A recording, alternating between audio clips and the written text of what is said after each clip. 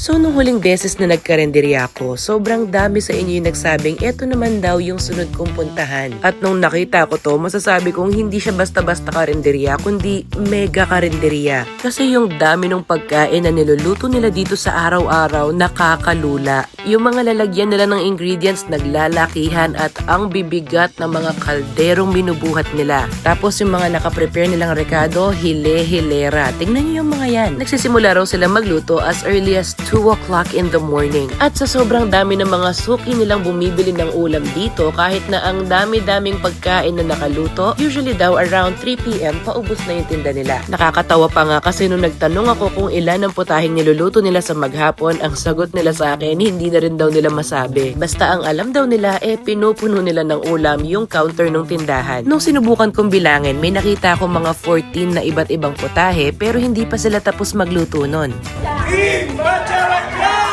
For sure, magmula kanina, alam nyo na yung tinutukoy ko ay itong batsa-batsang lutong ulam. At meron silang bagong pwesto ngayon na meron pang dining area, mas maganda at maaliwalas. Pero open pa rin yung original nilang tindahan, makakabili pa rin kayo ng ulam doon. Kumbaga, pangalawang location nila to.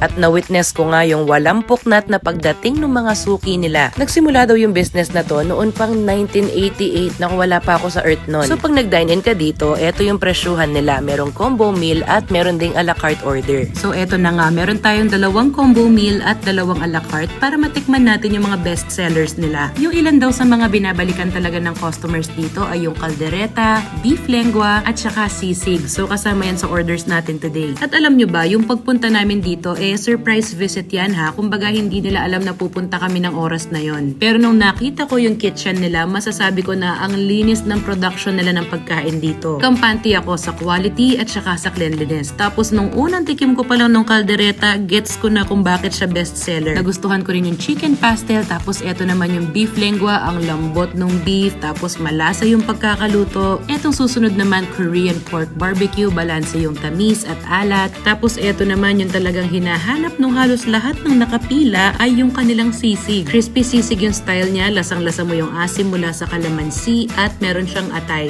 Kaya naman pala sikat na sikat to kasi talaga naman masarap yung pagkain, good quality, tapos affordable pa. Kayo, ano ba yung favorite nyo mula dito sa batsa-batsang lutong ulam?